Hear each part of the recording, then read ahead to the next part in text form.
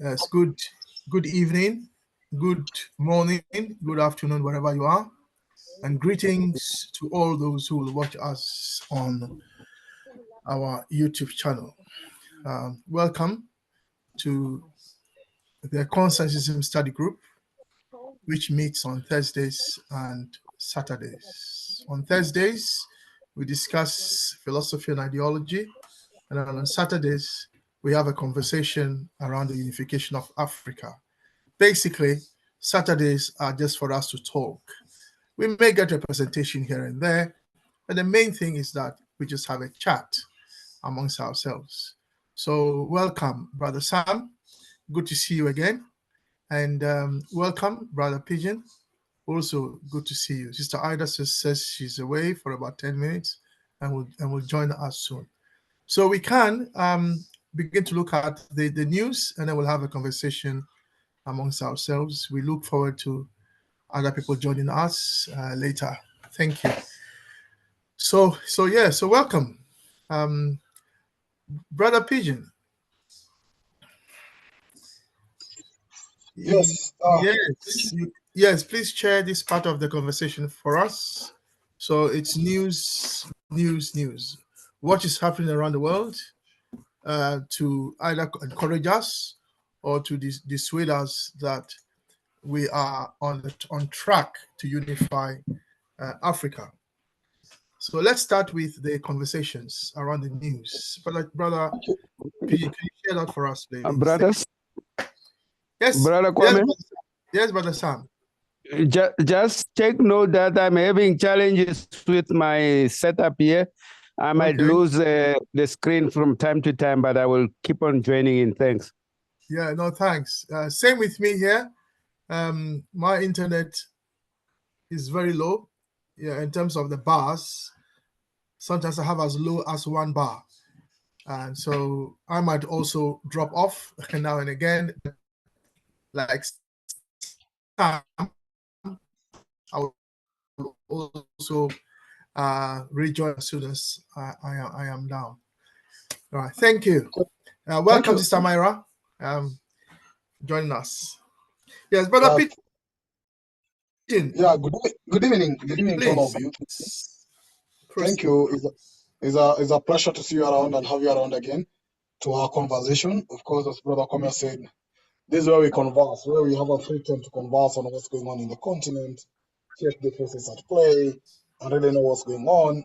But yes, as I'll be sharing this session, permit me to start with what's going on in Kenya. And of course, throughout this week, I think I need to put it clear that we as CSG have been sending out some solidarity messages.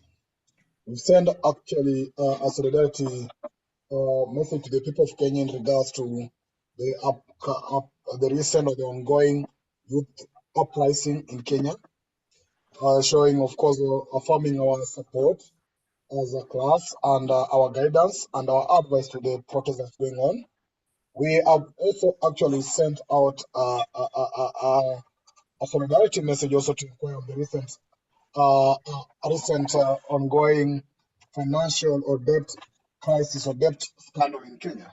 Just to explain this a bit is that there's a person called Jimmy Wanjigi. He was a presidential aspirant.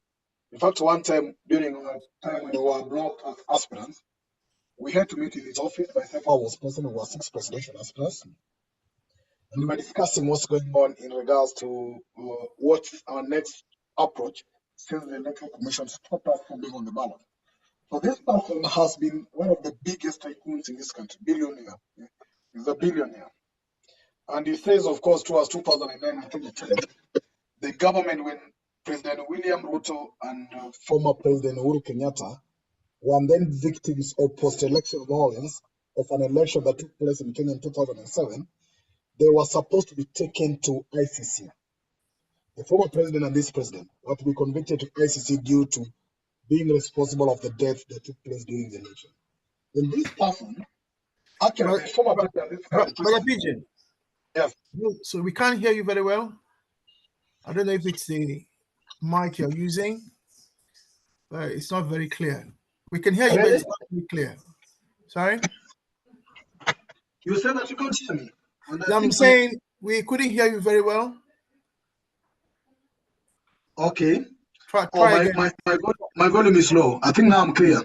Okay. Yeah, you are a bit louder and clearer now. Yeah. Yeah, Carry on. so I'm saying there was a recent scandal that was unearthed on the debt scandals in Kenya. And I think this might be an example of what's going on across the continent, whereby one of the person who was presidential aspirant to together in the previous election, called Jimmy Wanjigi, and one of the billionaires and the tycoons in this country actually exposed that there is, according to records, which I don't know how he accessed it, but because of his relationship with the government, indicates that actually we have fake debt. But whatever is recorded as debt in so-called that countries or in the treasury, it's not real. It's not true debt. It's fake debt. Basically, it means that we don't owe anybody, but the records indicate that we owe some people a lot of money, and that we have repaid a lot of money in the name of the debt we have. For example, in his audit report that he exposed, is that for the last actually 10 years, the government of Kenya's debt, or the balance between the expenditure and revenue, the deficit is only 1.3 trillion in the last 10 years. But here is a government that has actually repaid 9 trillion in the name of debt, while they have borrowed 7 trillion, while the actual deficit should be 1.3 trillion.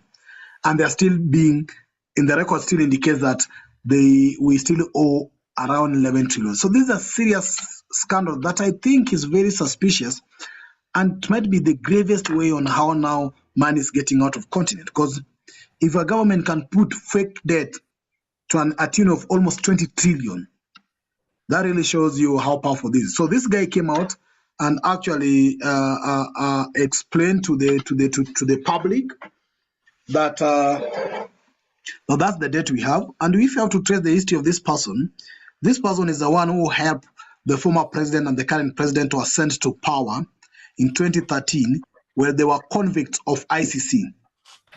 Former president and the current president were responsible of the mass killing of people who voted during the 2007, and they were taken to ICC, if all of you can remember.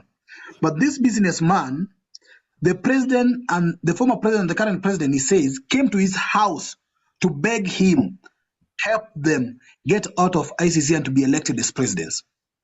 And in fact, he says the former president government was founded in his house.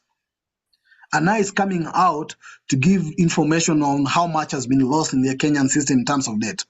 And it's not pushing for the removal of this president and pushing also for the accountability of the previous president.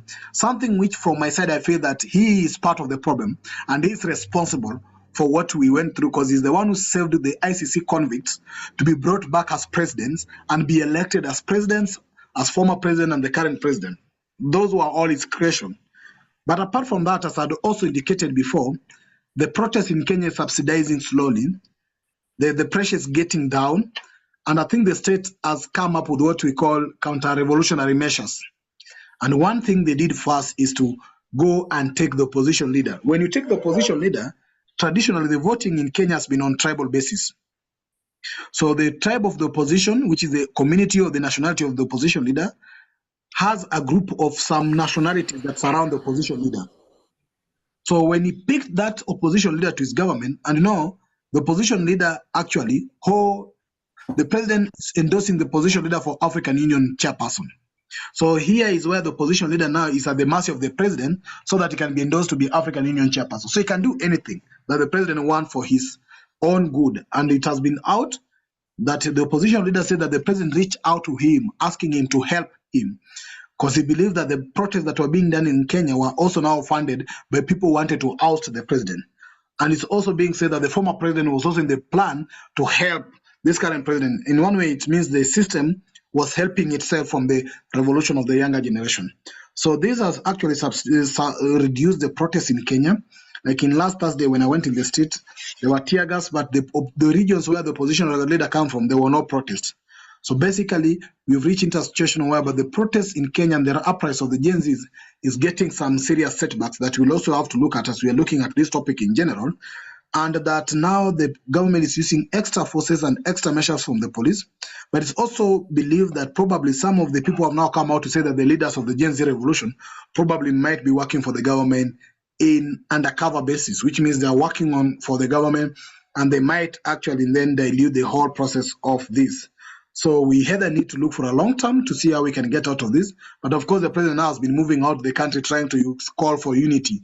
That is trying to unite by bringing the opposition. It means here is a broad-based government, is a government of unity. Everybody now is in the government.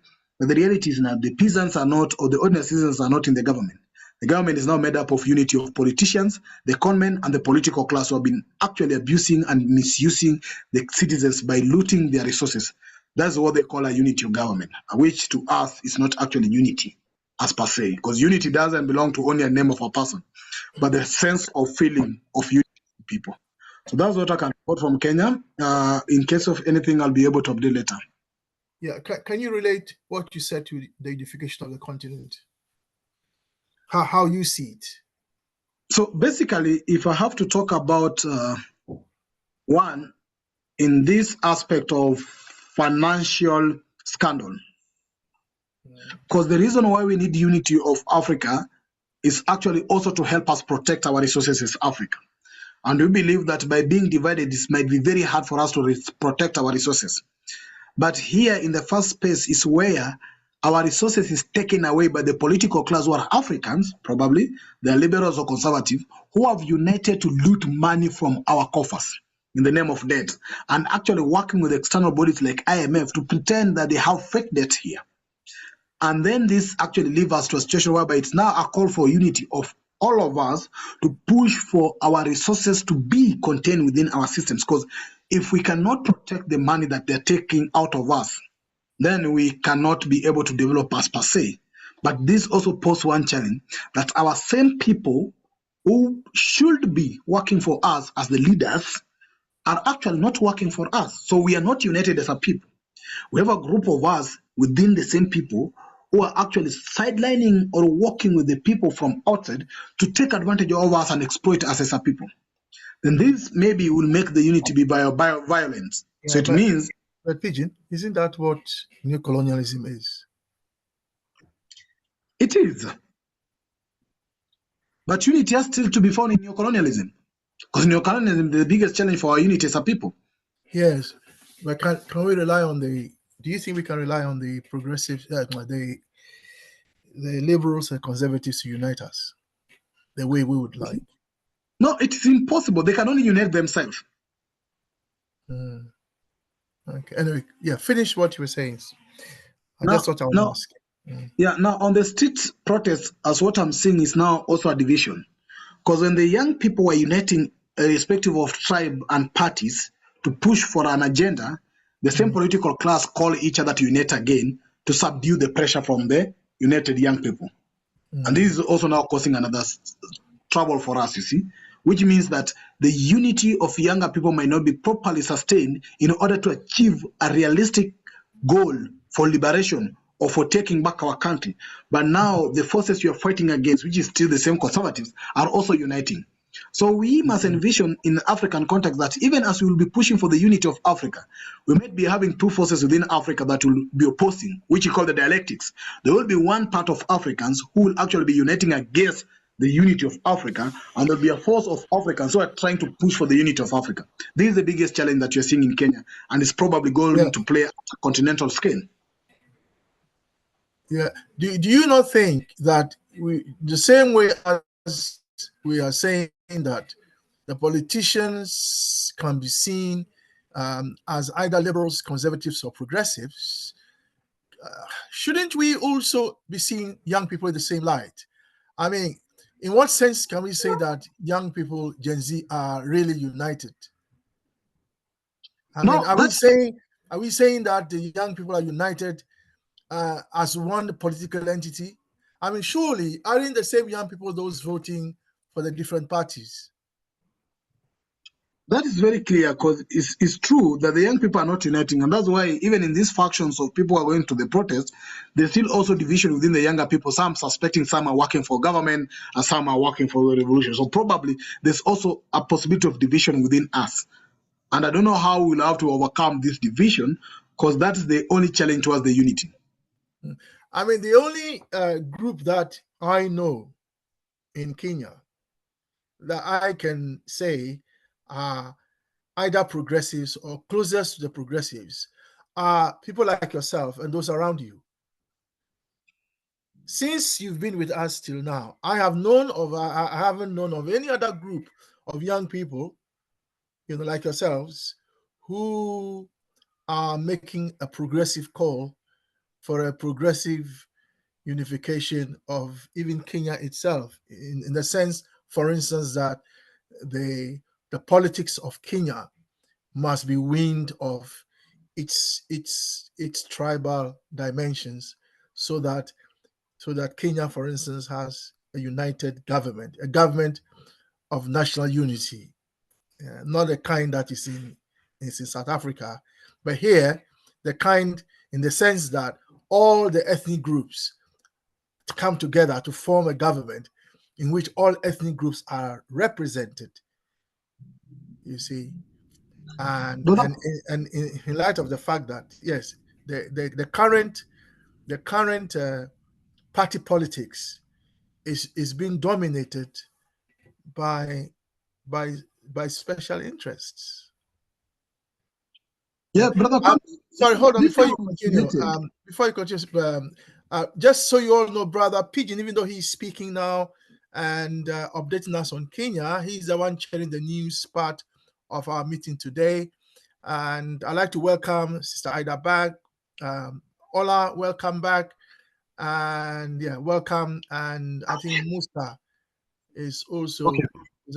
joining us. Yes, Brother Pigeon, please carry on. Thank you. I think I'll push this discussion to the main topic, because it's part of what we'll be discussing today as we look at the last part of this. So probably I'll end it here and give chance for people can then contribute updates. And then let's look at this in the second session where we now analyze all these forces, because I think this is the best place where we'll have to analyze all forces and give a clear direction on what are the weaknesses you are finding and what is the possibility for unity. So let me end it here and give space to Brother Sam from South Africa to update us what's going on in South Africa. Then I go to Sister Myra and then Brother Ola. Brother Ola, feel most welcome. Brother Sam?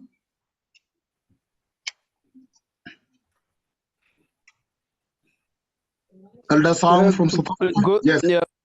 Good evening, brothers. I'm having difficulty, so if my screen, I lose my screen, I can still hear you. If you can hear me, it's good. We can hear you. Yeah, in South Africa, I think the latest developments, basically, it is first, we reported, I think, a week or two ago, that a military camp, a secret military training base was discovered by the security police, but 95 Libyan nationality people were arrested. Just this week, I think on Thursday, the courts here in South Africa have found that there's no evidence, much evidence that can work against convicting the Libyans. And the latest information is that they will now be deported back to Libya. But this is happening behind the skepticism that the country is facing a security breach, and the government has no real answer. The police reacted very late on this matter, but now that the courts cannot prosecute, then everything is all lost. But the people in the country are really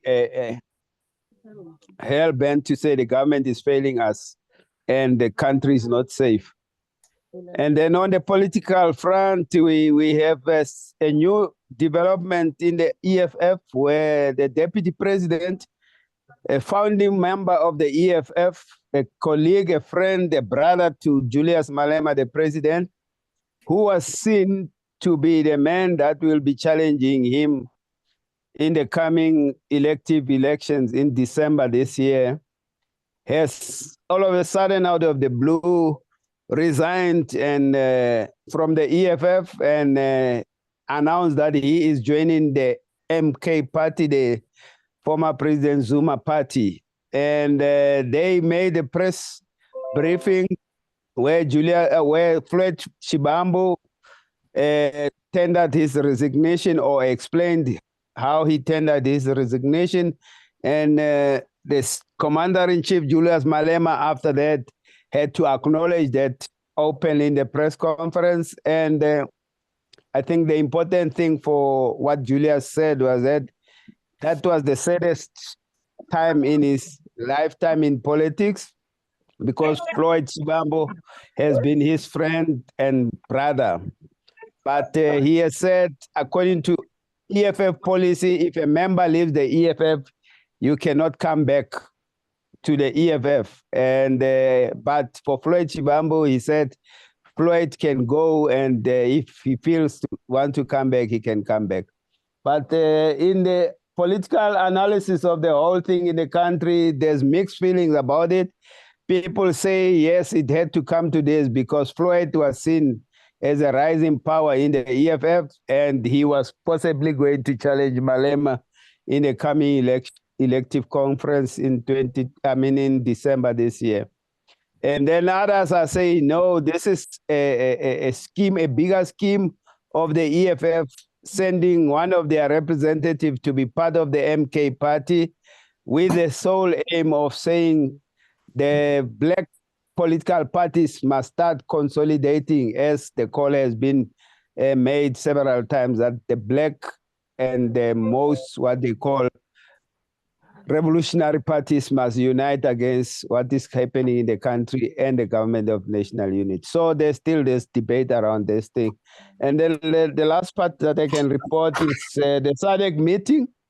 The SADC Peace and Stability and the head of states are meeting in Zimbabwe, and Zimbabwe, the meeting has started today. President Mnangagwa is assuming the presidency of SADC. And I think the main issue about the SADC meeting is that in Zimbabwe itself, the people are very unhappy, and they feel that SADC is meeting in this country. They are not saying anything against the ill treatment, especially the political arrests that have been happening throughout the country before this meeting. And they say SADC has become now a talk shop where nothing really is being achieved. But we will hear the outcome of the SADC meeting. I think they came out saying today, peace, security, and stability of the region is still priority to them. But we will listen to the outcome when they finish, I think, tomorrow. Thanks. Thank you, Brother Sam, for that. Thank you for that update of EFF. Very interesting development going on over there. And we need to keep an eye to know what's going on. Thank you for that update. In case of any question, somebody will come to that later. Once you're done with the news update, you can come back to any question to any of the member. So let's get to Sister Myra. Sister Myra? There's no news about unity in Uganda. Thank you. Dear Sister Myra, is there news of division in Uganda? Yes, there's always division. Just share, because we need to see both negative and positive and see how we can hear what's going on. Because by getting us to the negative, we can be able also to know what's going on on the ground. Probably, what is it on this party? NUP? Is it NUP? Well, the biggest news is that during I think last Saturday, a landfill of rubbish that had been piling up for about 10 years collapsed. It collapsed on the whole neighborhood, and about 300 houses were destroyed, and about 39 people have been found dead. There are others that are still being looked for under the debris. It's a huge scandal, obviously, because it's a pile on all the corruption cases that have been going on, the lack of services, the complete seeming collapse in institutions. So obviously there's blame everywhere. There's no one's going to be arrested. The families that have been affected are yet to be compensated. politicians were just away literally when they came, because I think people are getting tired of this politicians that just come to be seen and do nothing for the people. I get a feeling that people are getting tired of that comedy acting, that fake politics where people just come and say a few words because the elections are around the corner. They want to be seen to help. There's one MP that came with spades. Imagine, with spades, right? To do what? So he was just away, and there's a lack of trust. There's a complete lack of trust and hopelessness. So nothing towards unity, but seeming stories of collapse and misery. Yes, thank you. Sister Mara, don't you see that as or what you call on the philosophical as one of the social circumstances and then can trigger revolution? Because if people have reached a level where they don't have trust in the political class, can that then be a positive direction that they can take to actually bring down the political class? Or you say that they will be tired and just do nothing? I think Uganda is very, very interesting, because you would think that where we have reached, people would be uprising, but because the economy has been destroyed, education has been destroyed, there are no hospitals, there's nothing. Every day is survival. But nothing has happened to trigger even the so-called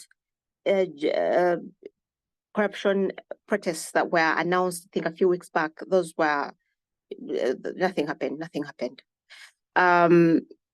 So I think it could be, but Brother Pigeon, I think why is it there's a vacuum in leadership. All people see is that opposition leaders and the people that are in the regime are all corrupt.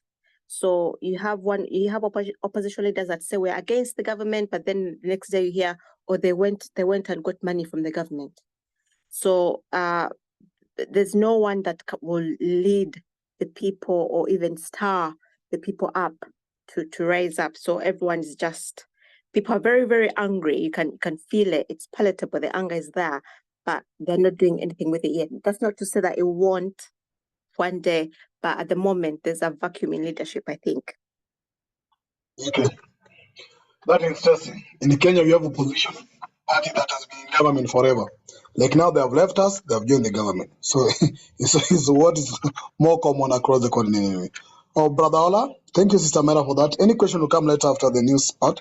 Brother Ola, long time, how are you? And anything from your side, Brother Ola? Yes, I'm doing well, Brother PG. How are you? I'm equally fine. Pleasure seeing you around. Good. Not so much anything to add. I've listened to, or I came in halfway through your report back on what was going on in Kenya. Yeah, not really much to add. It's in some ways, as we know, there are never any easy answers, and perhaps there are lessons to be learnt, but something someone said quite recently, there is lots of talk of what a large group of people can do, but then there's also talk about what a small united group of people working of one accord can do themselves, so it's not to necessarily put one against the other, but it's to say that, in terms of any which way in which people organize or they do something, there are different ways of looking at that and trying to learn from the lessons of the past, but also, lessons of what we see on a daily basis. So nothing really to add. It's just a difficult situation that some would possibly say, "Oh, I could see that coming," but I wouldn't use that language. I'd more probably say, it is what it is, and how we move from there, and how we, as a group, what we do is just as important So, you know, as they talk in football, you know, there is much about what we do when we have the ball, and there is as much that we need to do when the ball is not in our court. I'll rest it there. Thank you, Brother Ola. Sister Ida?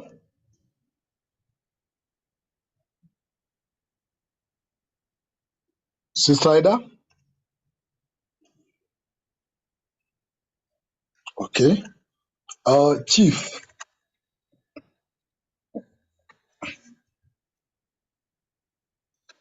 Chief, comrade, let us have your actual name and maybe share with us what's going on from where you are. And welcome to this session.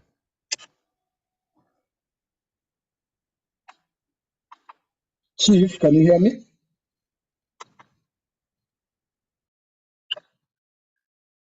Yeah. I think Chief went away or he disappeared. Brother, I think this Brother Musa?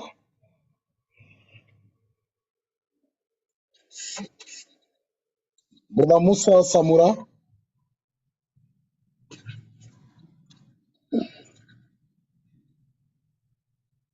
Brother Musa? Okay. You can tell me back to Sister Ida. Sister Ida, any update from your side? Before we go back to Brother Kwame?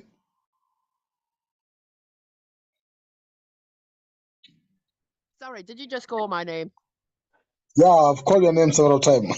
Oh, I'm so sorry. I suddenly got a guess. My only news is that I hear that there's a fire going on at, oh, where is it that had certificates of births, marriages and deaths in the Strand? The old one. So there's a very big fire going on there at the moment. They don't quite know what caused it, but it seems to be under control now, I think. So, sorry, it's a very famous name is why I was going to bring it up. Where is it? Oh, it's the registry of births. Oh dear. Oh, sorry, everybody. But anyhow, it's good for you to know because you'll hear about it. Thank you. Okay, thank you. Brother Kwame?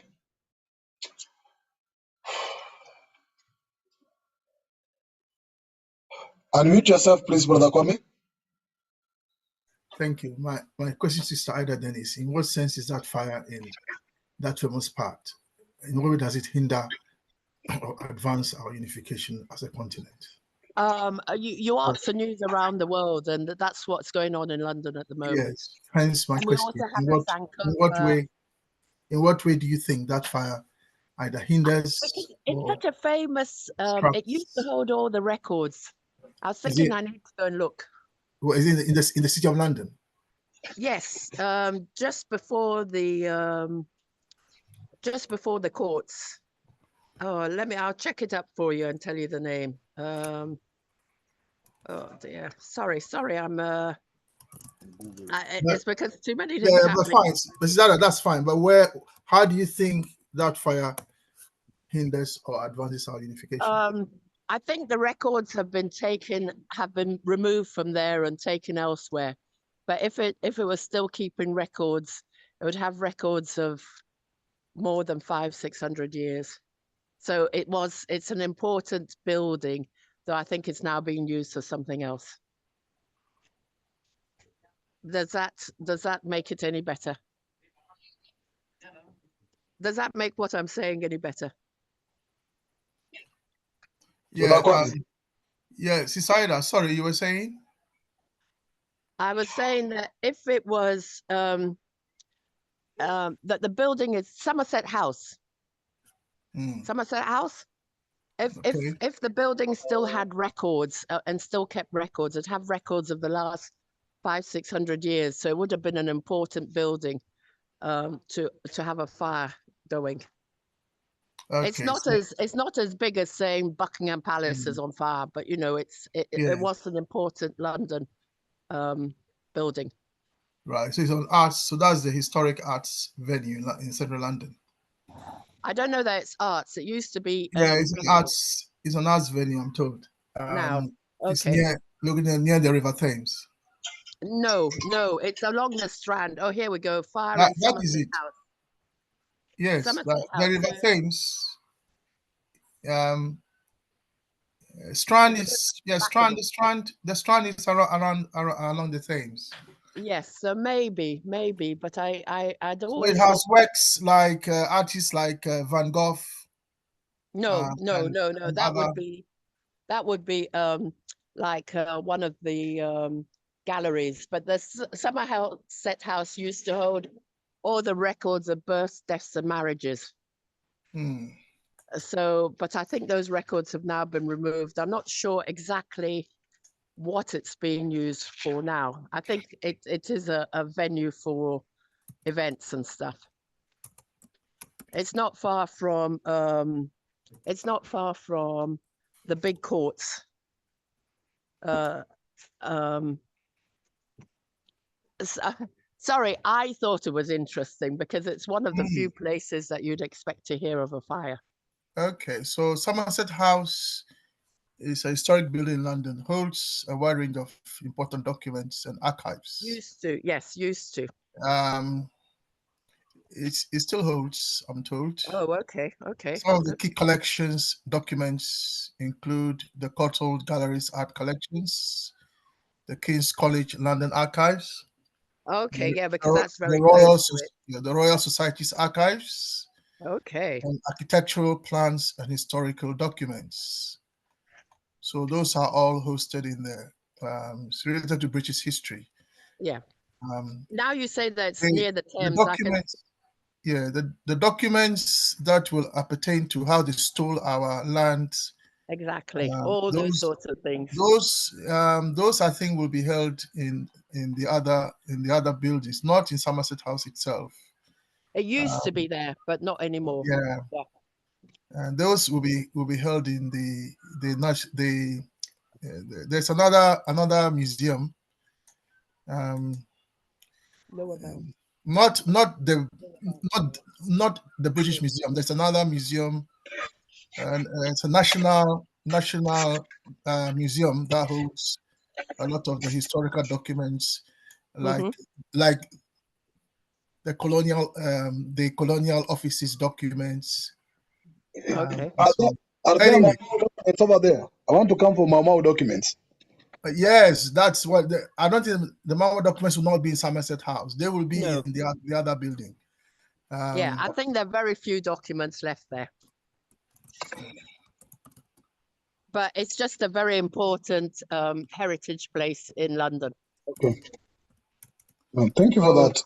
Yeah, okay. Anyway, Sister Ida, thank you for yes. So yes, it's called the National Archives in Kew. And now I remember. So and also it's not just Kew. Now Kew, they've also got it somewhere. There's somewhere that holds about 15 meters of documents inside Britain, more in the middle of Britain. are you referring to the British Museum next to No. I'm referring to no. I'm referring to the fact that a lot of documents are held in the middle of England somewhere, and it's like 15 meters just full of all sorts of information, archiving, even yeah, there are all kinds probably of lots of things related to colonial times. So yeah, but I so, can't tell you the actual name of where it is at the moment. It's fine. We if we need to, we will find out. But Pigeon. Okay. So the Marmar documents to be in National Archives. Yeah, if you want to come and get them. Now, Brother Kwame, that's not nice. How do you expect Brother Pigeon to suddenly appear to get them? He and Sister Wangari have been trying to get hold of them for years. Yeah, get hold of our history. Anyway, thank you for drawing our attention to that. So basically, these documents are related to how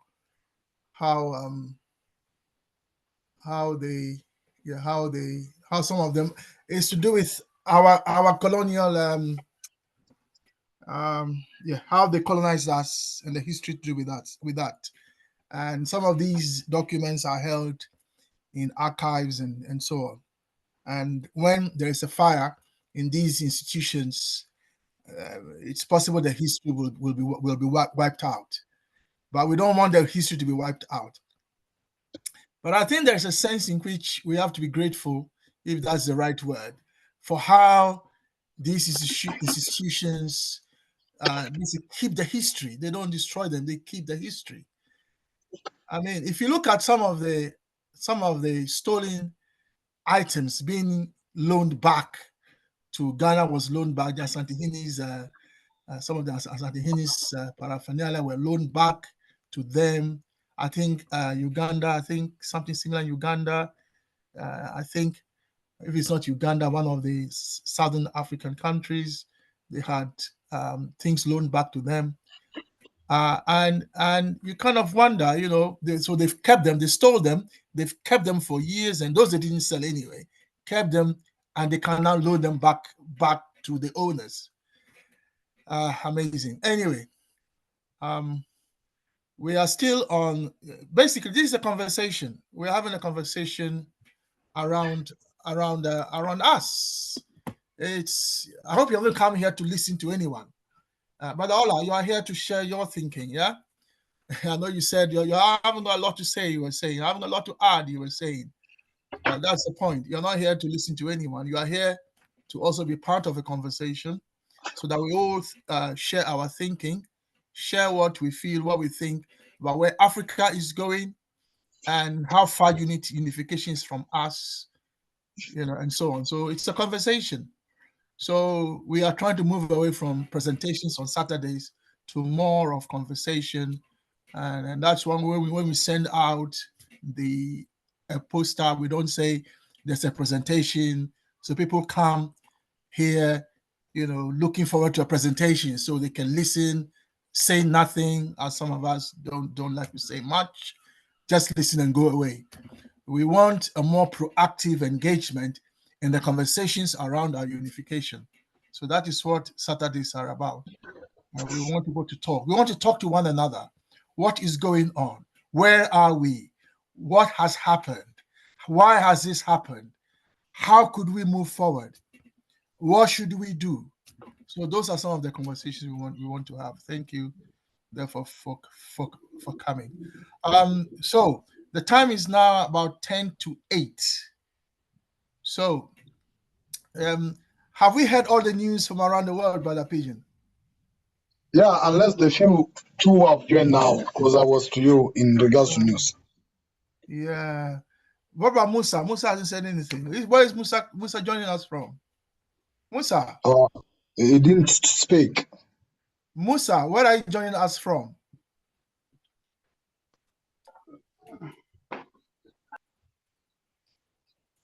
Yes, we are listening. Speak, Musa. Where are you joining us from?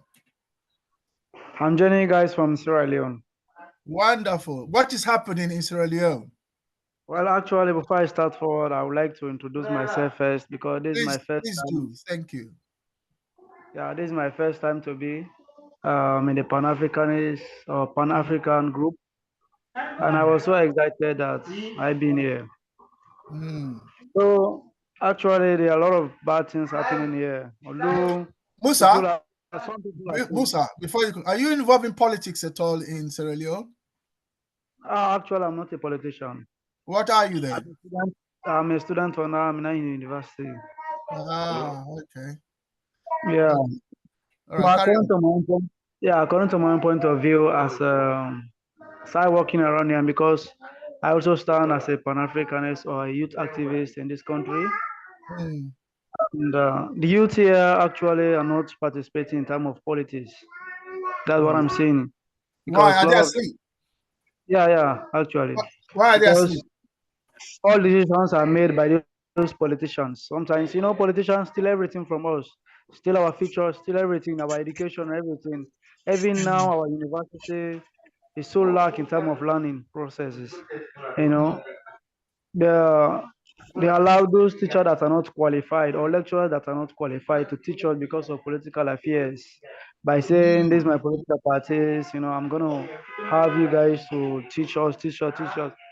They don't actually improve, because when you look at education system, education doesn't need I don't know how to say it. It doesn't need something like a friendship or a family member, something like that. when you are qualified to teach, you can teach properly. So the youths here, from my own concern, they are not doing well actually. Because sometimes I have a talk with a lot of those university students. All they're thinking is that only the politicians have a decision to do something. Yeah, they have their own decision. We too have our own right because we are the future leaders tomorrow, right? So even that I've tried my Mm, level best in order for me to create something in university so that I can bring awareness there. So I stand by my word, by the grace of God. I will do that. My mm, particular organization is Kabela Young Generational Leaders. mm. So I want to Right. thank you all. It is my Yeah. very first time to be part of it. I'm so happy. I'm so excited to hear all of you from different area inside the Yeah. same Africa. We are all one. Thank you all. Yeah. One more. Yeah. Musa, I am joining from London, not London. I'm just from the UK. Some of us here are also from the UK. Some are from Kenya. Some are from South Africa. The king is from Ghana, and so on. So, yeah. So you are amongst the right people. You are amongst brothers and sisters. Um, okay. So thank you for the work you are doing in Sierra Leone.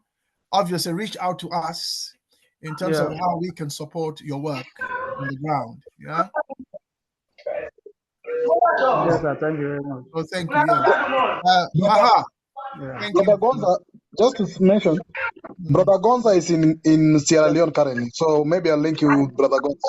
Yes, that would be a good idea. Yeah. Musa, we have a brother called Brother Yes, Gonza. sir. I understand he's in Sierra Leone. He's one of us. Yeah. So we'll try and link him up with you. Okay. So, All right. Brother Pidgey, do you have Yes, Brother sir. Musa's contact? I'm not sure. Musa, put your Yes, number sir. in the chat so that Brother Pigeon can contact you. All Okay. right. All right. Sir. Yeah. I'll do that. Just so you know, we meet every Saturday, same time, 7 to 9 GMT London time, and also we meet Yeah. on Thursdays.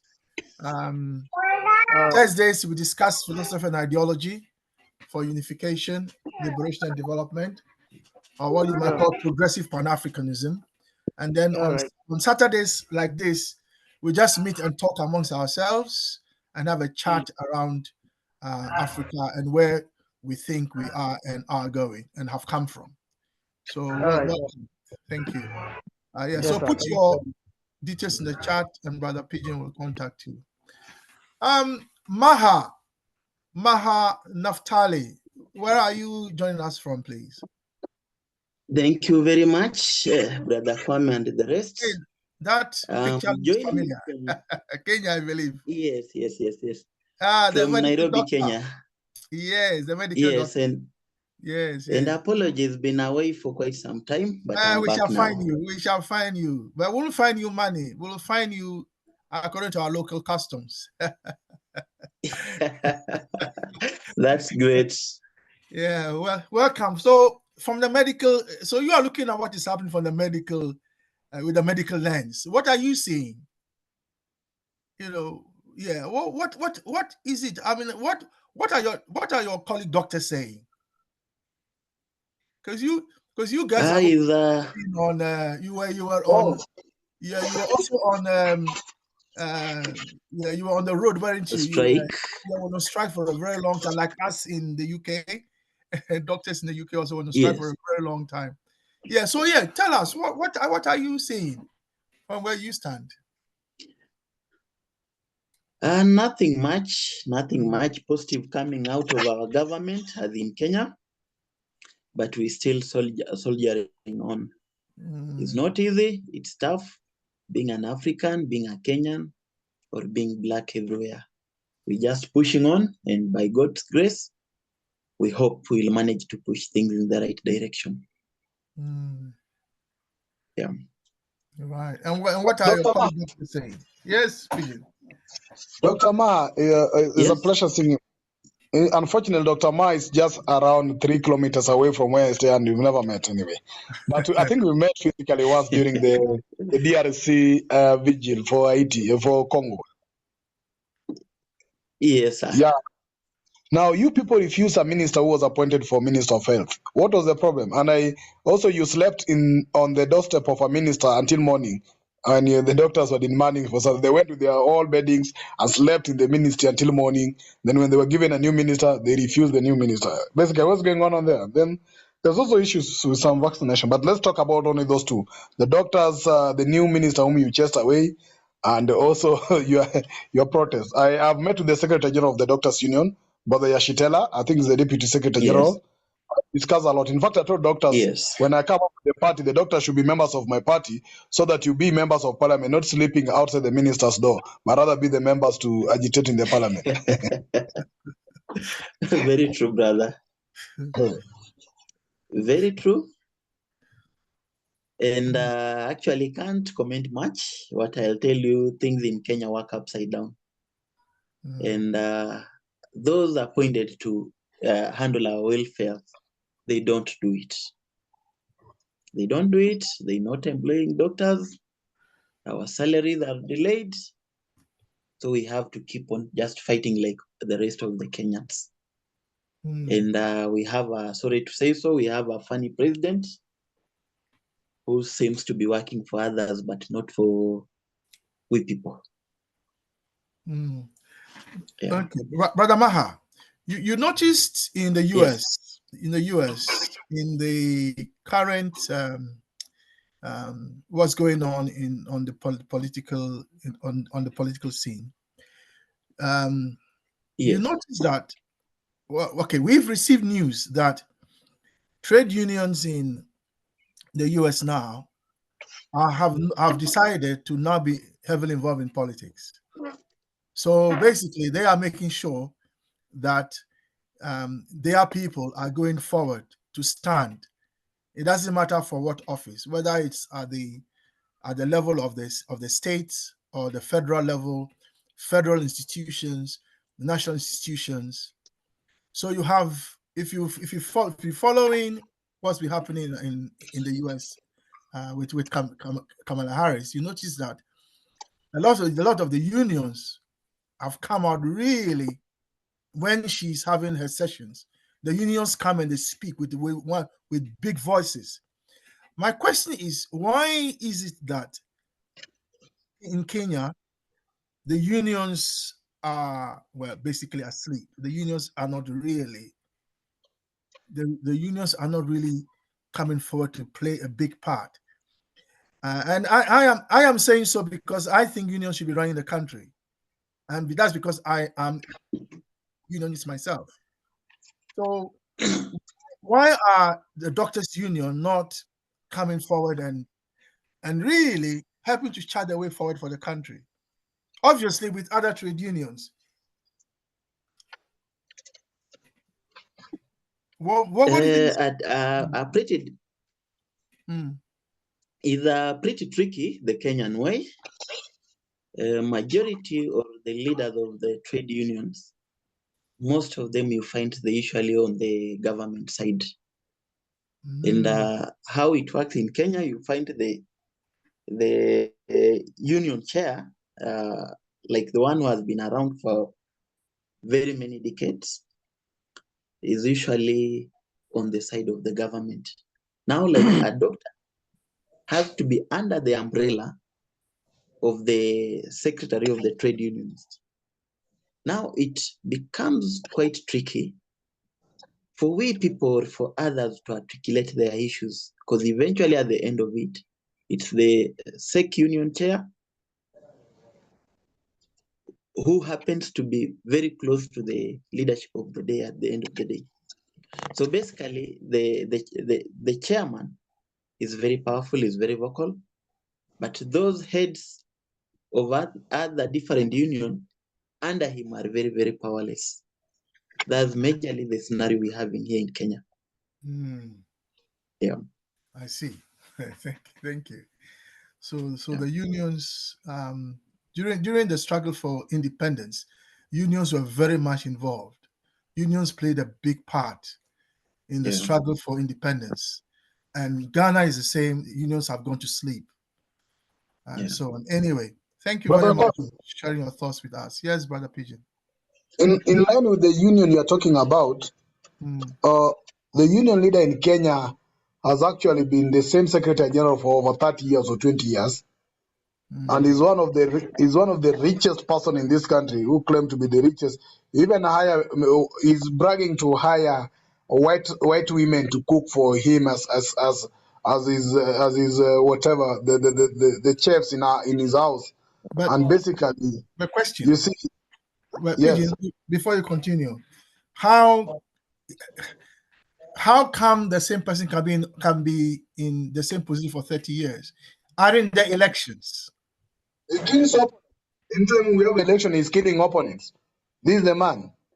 He's having a 5 million gold watch. So my question is, don't trade unions have elections? They have elections, but anybody want to stand against him always walk away or resign or disappear. Why? He threatens them. He basically is the union himself. The Kenyan way of doing things. Okay, thank you. Thank you for sharing that with us. Kama from Zambia, I believe. Yes. Zambia? Yeah, what's happening in Zambia?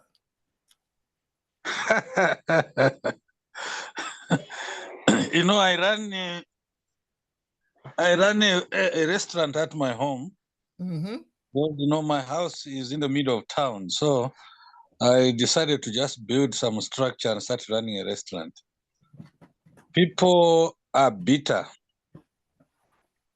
Why? Because life is hard. Yeah, I don't blame them. They feel government is not doing enough. But I don't blame them because, you know, before the 20, it's an issue of our education, where we have come from, not understanding, and it's the common person on the ground, you know, not understanding the difference between classical economics and behavior economics. Classical, the trickle-down effect, you know, and then behavior economics, money now. Because the person at my level, at the street level, just want something they can afford, having food on the table. You know, the challenge we've had is the drought, yes. Government had invested a lot in agriculture, but, you know, the season failed us. That's the challenge.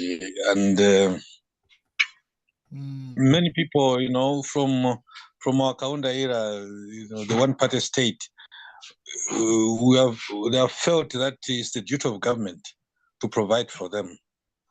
Meaning those in town are supposed to get very cheap ugali, you know, very cheap milimi. Forgetting the farmer also, who is struggling to grow there because they also need profit. So, but the opportunity that is there is what people don't understand, because government now has made, you know, our main crop, maize, growing as a business, not a political crop anymore. So unfortunately, people have not gradually shifted from that mentality that, you know, government should subsidize mealie meal. It becomes cheaper than them growing it so that they can have enough for consumption, and then they sell the rest for their own improvement. So that's the main challenge, actually, that is here. So it sounds like people are struggling with some basics, food. Exactly. Right. So they're not. So when they come to your restaurant, well, I'm glad to know that you have a restaurant in town. So when we visit, we know where to come and eat. Yes. Now, having said that, when they come to the restaurant, do they talk about unification of Africa at all? do they have that kind of conversation? For these that just come, no. Mm, Their complaint is food, the stomach. right. But what we are, the country coordinator for an organization called One Map Africa. Mm, So that is where we're trying to group our people. We have a WhatsApp group, mm, where we're trying to educate people on the unification of Africa, the mm, importance of the unification of Africa. mm, mm. Okay. So how can your food joint help in promoting this message?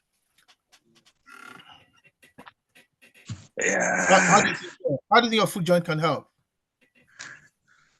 I need to figure it out because when these guys come, as they are eating, what is eating them is that even what they are buying is expensive, and when you try to cook them, there's nothing I can do, because when you look at what you use to prepare your ugali, the prices keep changing often, and almost every week, maybe every month. So I find that maybe someone who will have come 2 weeks ago, they find that we have adjusted the prices to match with the cost of what we're using to prepare their meals. So right, okay. with One Map Africa, what we're doing is the issue of food security first. That's our main target, food security, so that when we have sufficient here in Zambia, the idea is to educate viable farmers and the community that they need first to learn to produce both for themselves, for the consumption of their families, and then for sale. The whole idea will be is that it will not matter where there is a need for those products in Africa, because sometimes we get orders in Zambia from East Africa, other countries that where they will need maize, but because of government restrictions, sometimes that's where the challenge is. Now, taking advantage with the presidential decree that he has actually confirmed that there is market, he has found market in other countries where they need the maize that we must grow. So, as you're aware that when people are hungry, they become beggars. So when we become self-sufficient, it will help us open, demand even from our leaders what we feel should be done. Yeah. That they are leaders becoming, our source of livelihoods, as the case is now, because they keep you in poverty, so that it appears as that without them you cannot survive. You see. So yeah. So Kama, yes. So Kama, you raised a very important question, which is to what extent even are we self-sufficient on the continent in terms of food? What is the situation in Africa? To what extent are we self-sufficient in food? And if our people are not self-sufficient in food, will they talk about unification? Anyway, thank you very much for your contribution. Sister Pamela. Yes. What is happening where you are? Gosh. By the way, good to see you. Okay. It's a pleasure to have you with us. Thank Welcome. you. Okay, well, I can report that I was in Geneva with Sister Judy, who submitted a report. And so every 5 years, different countries can submit a report to the UN. Yes, that's correct. Yeah, and so this one was all about Britain. Sister Pamela, reminder, so this is submitted by our government. Yes, it's about government. Which tells about how they are adhering to how they are treating us. Is that correct? Yes, that's right. That's right. And then people like, well, other institutions also respond, and then they question the government as to, well, what about this? What about that? Yes, that's right. Yes. So, yes, they initially called for reports to be submitted, and Sister Judy is kind of the UN person. for GAC. Okay. I go along just to learn about it and to, you know, support her. And so yeah, so basically they submit their report. It's read by a group of rapporteurs, and they and then the people who have submitted reports have 2 minutes to actually verbally speak about their report, and then the rapporteurs question the various people, you know, those who have submitted their reports, ask for questions, ask for answers to certain things, and then after that, this takes over a series of days. Yes. And then the two people that are going to represent the organizations to the government, on the last day, they put questions to the government, ask them, what are you doing about this? What are you doing about, you know, that in those countries, and to tell them what has been submitted and what they hope they want them to do for the future. So England, Northern Ireland, Scotland and Wales were all there, and also the human rights person from the UK who's actually based in Geneva. And they all came up with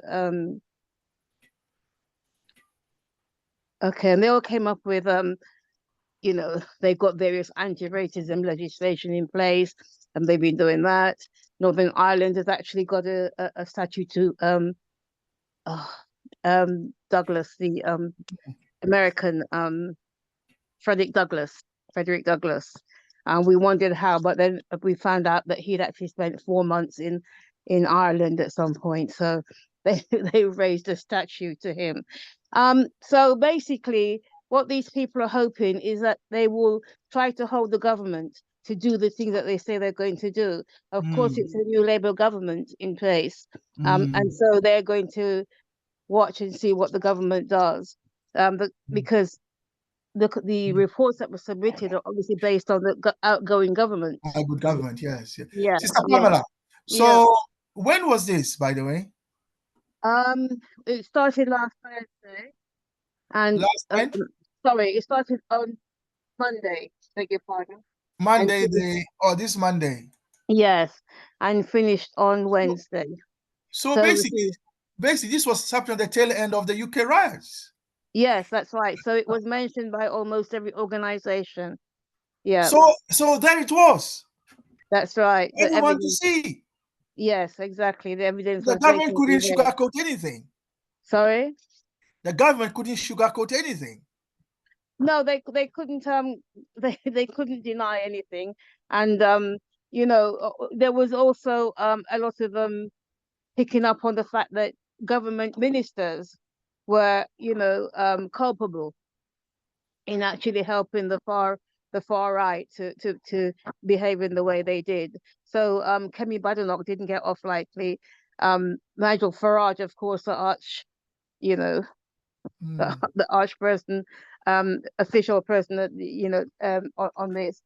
And yeah, so I think I'm not sure that Britain came off too well, you know, with the riots actually being the evidence. I mean, it's an international disgrace what's happening. Yeah, absolutely. It's damaged the UK's reputation. By the way, was a civil report mentioned? Was the what, sorry? The civil report. The civil report? The civil report. You know the report? Oh, yes, it that was. They claimed the UK was no more racist. It was so well, so good. Yes. Everything was so well, and so on. Yes, it was mentioned. And I mean, you know, I don't think it didn't go down too well. Yeah. We have a rapporteur from Jamaica called Vereen Shepherd, and actually she was very, very good. Because she wasn't letting him get away with it, you know, and she would say, well, you need to take action because the reason people like us are in your country is because you were in their country and you built up your country on the back of their countries, and you've left them in desolation and you know, abject poverty most of the time. And so it was, you know, she wasn't mincing her words. So they got to hear a lot of what the rawness of what people felt. So yeah. I don't think they necessarily had an easy time. I don't think they had a very, very bad time, because I've heard they've had a worse time in the past.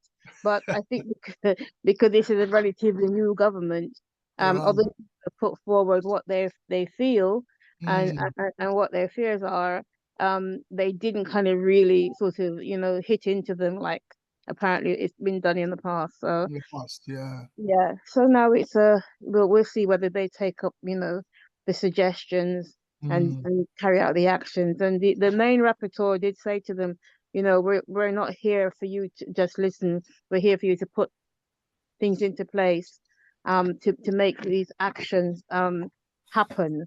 And Mm. we hope that when we come back in 5 years' time, we don't hear that really nothing has been done or very Mm. little has been done. And Yeah. they mentioned the decades of people of international of African descent, for people of the international decade of for people of African descent, and basically, had they been adhering to it, what had they done? And which virtually they hadn't done very much, to be honest. So yeah, yeah, but it Well, was well done. interesting. Mm. Well done. Yeah, Well done. So, yeah. so the report. Where is the report? Will be Um, able to. Will we be able to the report? well, that's Judy's report. So Judy could make it available, I'm sure, if you won't mind. But Mm. I can't yeah, I Yeah. can't send the report out at And the moment. what about the government's own um, presentation? Is that available for anyone to look at? I don't As far believe it's as you available know. yet, but I think in time it will become available. Mm. And everything that was said is written Yeah. apparently verbatim. So Right. we should be able to get it as as people spoke and as they responded. Mm. So but it's not available yet. Yeah. The final comment I'd like you to make is how do you see what you saw and what you heard and what you are saying now? How do you see all this in the context of Africa's unification? Um, it wasn't mentioned very much, to be honest. But how would you? I know, but how would you relate all you have said and seen to Africa's unification? Well, I can say obviously everything that's happening in the UK is happening to people of African descent. That happens to people of African descent is going to impact on the Caribbean, is going to impact on Africa. And so I just think that we have to um when we're when we're going through whatever we're going through here, we have to remember that all this is feeding into Africa and what people are feeling in Africa, and it's feeding into the Caribbean and how they're feeling and going to be reacting in the Caribbean. So I think it's a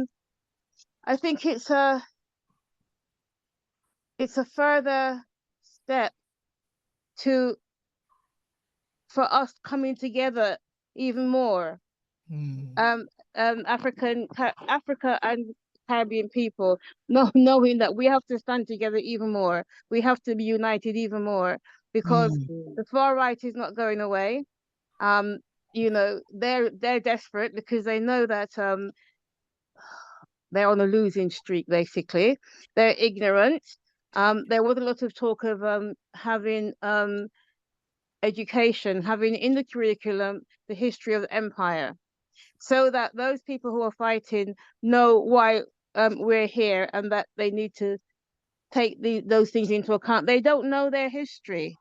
They don't know their history. And if they know their history, they're pretending not to know their history or they don't care. But I suspect that most of those who are out and fighting actually don't know their history. And it's very easy when you don't know to blame other people and to put things onto other people. But anyway, my point is basically it's a reason for us to come together even more and stand together even more and have that unification of Africa even more. And by Africa, we all know we mean Caribbean, Latin America, Africa. We need to come together more and stand together. Thanks for your comments. And this is what we are saying on the Saturday sessions. that sometimes when things happening around us, we don't automatically link it with unification of Africa. Yeah. But what you have done, Sister Pamela, is I know you hadn't thought about it before, but the way you just, even on your feet, come up with what you thought should happen is really is a great example of how we should be seeing African unification around us everywhere. So thank you very much. But I mean, Marcus Garvey said that we should carry a book with us at all times, and that we should read whenever we have any little time. We should read, and as soon as you have a few minutes, read something. Marcus Garvey used to tell us. Interestingly, we did have a couple of people come direct from Africa, but actually they weren't given too much time because it wasn't supposed to be an Africa thing. It was supposed to be a UK thing. Equally, we had a man who was trying to talk about Palestine, and he didn't get much chance either because, again, they said this was for Great Britain. So I don't know who would be championing Palestine, but as we finished in the morning, Iraq was going in the afternoon. So it was country after country after country that would be going through the same thing. Yeah. Interesting. No, thank you very much. Yes, it's Ida, you had Ida. My hand is up. My hand is up because I think that I need to big up Sister Pamela because she may feel that she just went with Sister Judy, but she's also the GAC press officer. And I'd like to encourage her that when she writes her piece on what happened at the UN, that she also lets us know about it. And the other thing is to ask her if she knows how Brother Joseph is, as we haven't heard from him for a long time. And I know that she usually is in contact. When Joseph was here, we're also asking him, where is Sister Pamela? Where is Sister Pamela? Yeah, but she would know more than most of us. So thank you. Yeah. Okay. Thank you so much for that, Sister Ida. Yeah. Thank you very much. Brother Joseph is preparing to go to Ecuador. He's been invited to Ecuador to speak with the group. I can't quite remember the name of the group. I think Mama Yama is in the group. And I think he goes tomorrow, and he's there for about, I don't know, maybe about a week. So so that's where he is tonight. Anyway, at least I think he's preparing to go. Thank you very much. Okay. King Mauli, what's happening in Ghana?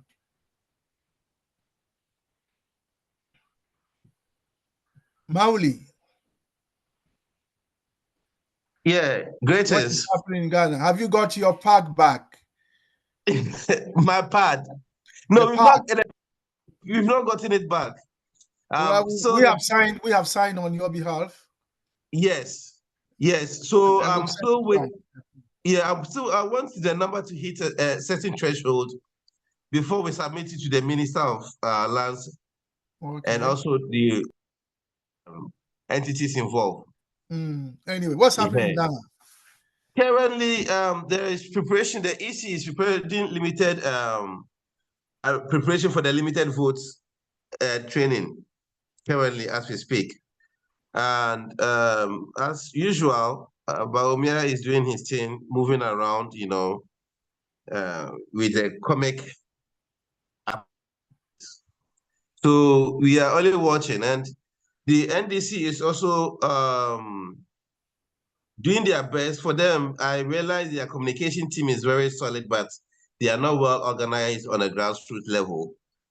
So that is going to be a problem. NPP has also planned ahead of time for, in terms of mapping how they are going to win and everything. You can see strategically, they've put things in place properly to really make that happen. If NDC have to win, they have to really be organized at the grassroots. When it comes to CPP, which I belong to, we are still having the infight and back and forth, not really knowing what to do. And currently, they've dragged the CPP to court again for one or two reasons. Because the initial plan was to hold on until this election pass, then we would have been able to organize a party properly. But you realize there are some elements in the party who are always dragging the party, who doesn't want the party to really take or be well organized for fear, because they are planted among us. And so this person comes and then lead a party and they use it to get money from the opponent party or the leading party, and that's how it is. For the young guy who is also promising, but also with a lot of controversy, which is Chada, he, on the other hand, too, is having his own problems and challenges, because you can see that he has a business approach, but he's not well vested in the political scene.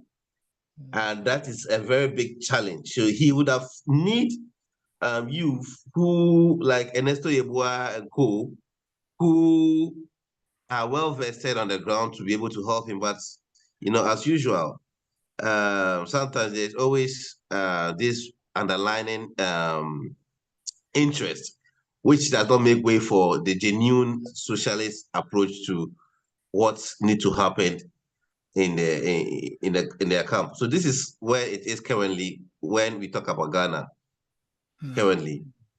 And the rest is about the guy who you Yeah. mentioned. Who did you say you mentioned didn't have the business approach? Who was that?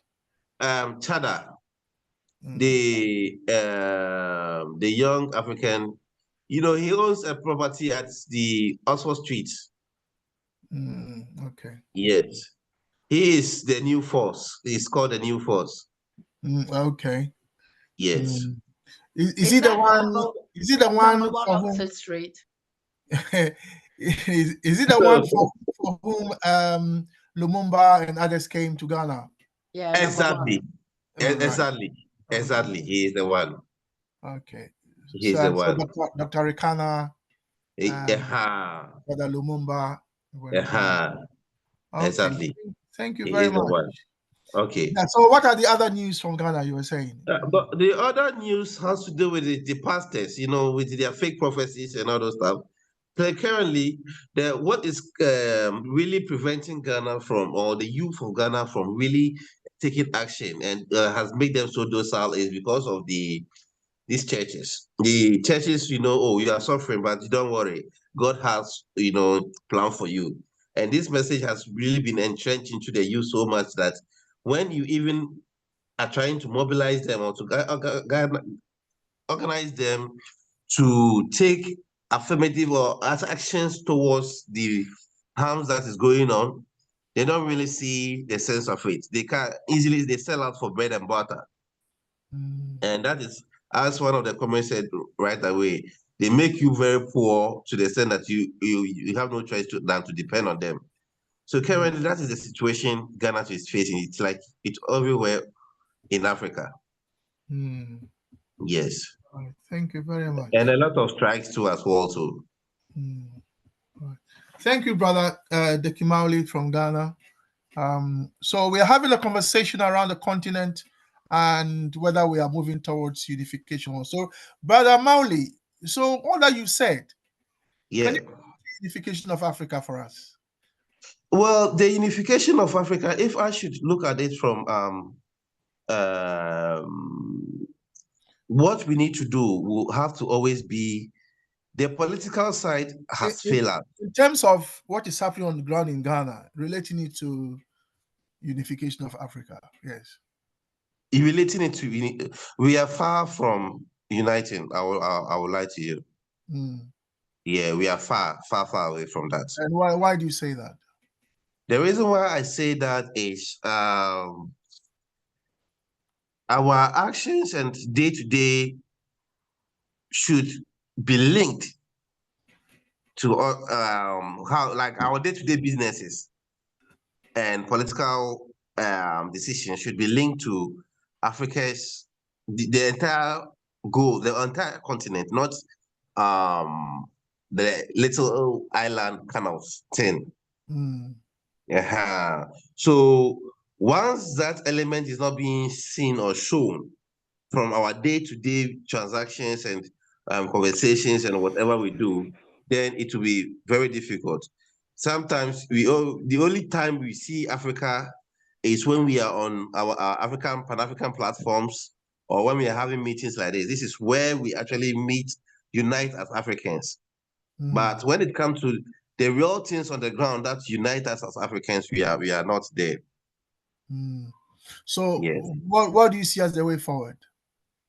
For me, what I see as the way forward is number one, African doing exchange curriculum among themselves. We studying about each other, and also intermarriages also is not bad. Now also doing businesses among each other will also be, and then politically, I think the AU has failed us, so that one. And the big one, which I was when one of the sisters was talking, that I was thinking about is football game. Sports, yes. That would have been a very good, grounds for us to unite. But the CAF as it is not really actualizing that purpose the way it's supposed to be. So if we are doing our research, we need to really look at that. If we can have a proxy one and see the way forward on that. Yes. Right, those are great ideas there. Let's link up and see what we can do. Brother Pigeon, I hope you have been hearing that. Sports has come up again. Brother Mafole. Yes. Lesotho, what's happening on the ground?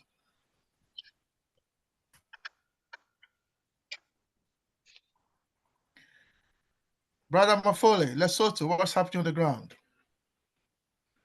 No new stories, old stories. What are the old stories? What was the most important old story there is? Old stories is attempting to work on national reforms, but they're getting stuck. They're getting stuck on that. No breakthrough.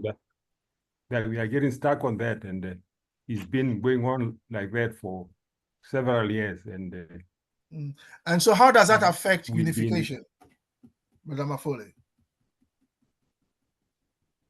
The reforms are intended to, among others, to help people to reconcile and unite. That's the whole purpose, so that we can unite and be able to focus on socio-economic development. So when those reforms that are intended to assist in the unification of a nation, it becomes difficult to even to perceive of how we can be seen to be contributing towards the larger continental unification. So that's why I'm saying that it's the same old story, because it's quite many years with us trying reforms, governments collapsing, new ones coming in, trying to work on reforms, but it's still the same processes. Same processes that were observed by Professor Fombat. Professor Fombat has looked at truth commissions in Africa, and all of them seem to be focusing on, well, most of them seem to be focusing on constitutions and working on legal frameworks. And what he reports is all of those nations and countries that decided to work on constitutions, who work over their conflicts, are still wading in the mud of political conflict. Thank so you. That's it. There's not much for one-to-one to elaborate on that, because it's the same story. Yeah, thank you. Brother Mauli made a point that you only hear about Pan-Africanism when you're on platforms and when you're in the, as it were, when you're in the ether, that you don't hear of it on the ground in the day-to-day issues of Africans. And that is the problem. That is why we started this discussion, because we want to move the discussion from the platforms to the ground. Anyway, I think we've heard from Yes. everyone now.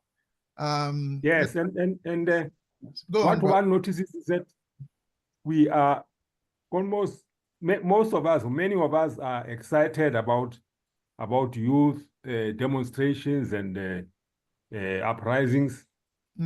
Those are not solutions.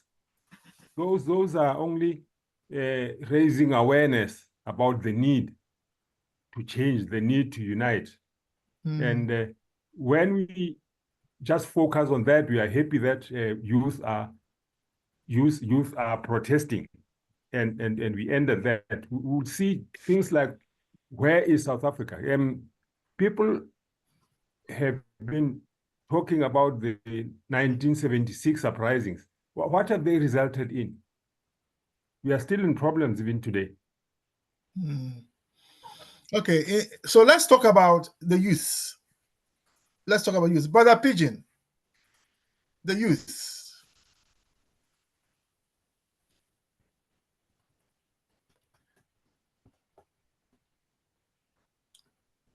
Brother Pigeon? Come here. What would you like to talk about in regards to the youth? Yes, let's talk about the youth.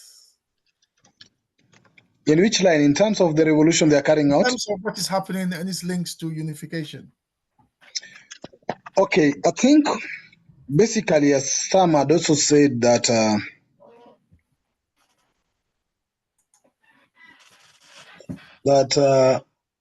many young people are coming out to be in the streets, protest, and we've seen this going on in different parts of the country. And not only starting with this Gen Z revolution, there have been protests, but we haven't seen protests that involve heavily younger people. And especially like what happened in Kenya was heavily women. Women took a very key role in the protests in Kenya. And the biggest thing that also magnified, and if you look even in Nigeria, is the ability for them to overcome their fear and go to the streets without any fear. And I think some have even actually admitted that they have been surprised by how the younger people could be very reactive and very violent, or very enthusiastic, or very strong towards pushing for change. We've seen the roads in Nigeria, how many young people have been going out. But these younger people coming out to protest against a government is a clear indication of a failed system that hasn't actually answered to their demands or their need, or a system that is out of sync with what they feel is right. Because like if you see, is people complaining about bad governance, and the younger people are finding bad governance, and especially recycled corrupt leaders in various countries, being an hindrance to most of them who might either have education qualification to sit on these positions, but they don't get it. The political class, through political parties that may they have to be used as a channel towards pushing for change and advancing the betterment or development of a country, has also failed many young people in this continent. If you see like in Nigeria, where there's a big protest today, even for you to be contest for any political position, the amount of money you have to pay for those parties for you to go for party ticketing is very expensive. Basically, it's very clear that technically the younger people are being locked out from political discourse, probably in the line of them being representatives, but they can only be engaged in forums to discuss and give their opinions. But how could you feel if you are a qualified engineer and you're not given a chance to make the road, and you see somebody unqualified making a wrong road that is going to lead people down, or it's going to cause accident? How do you feel? That's the feeling the younger people are having when they know that they're qualified and have all the takes in terms of education or whatever it needs in terms of knowledge, basically, to run a government, and they're seeing people know that ability or that interest to run a government, running a government on their behalf. The difference between this generation today and maybe the generation before is that this generation today have been exposed, equipped, and are actually capable or urging to do a change. But the other generation might not be that exposed enough in terms of their educational qualification or agitation to be a level where they can see what is wrong and change what is wrong. So here is where the younger people across the continent are trying to gamble, because the corruption lack of healthcare, like if you see lack of investment in public health or in public education, affect the younger people most, because majority of younger people in the country do not even have a financial ability to even purchase some of the services that the government is providing in private services. Like for example, a young person like myself, running my small barber shop somewhere, if the government don't invest on public hospitals, it means I have to go for private hospitals. Raising a family at the early 20s or early 30s, or late 20s or early 30s, if you don't have money to sustain even medical cover or to take your kid to the nearby hospital, it means your family will not go anywhere, will not have health services. How about education? You will not even put your kid to any school because you don't have the ability even for having financial liberation. Unlike the other generation above us, who might be either working or might be having some little resources out of the little work they've done to sustain themselves. So this is a situation many young people in the continent are finding themselves. And the only thing that pushed them forward is that, why don't we rebel and bring down this government so that we can find an alternative that can actually work on our favor? This is basically where Africa is. So the reaction of the younger people is, one, purely dominated by out of failed systems that have failed them to actually meet what they expect as an expectation.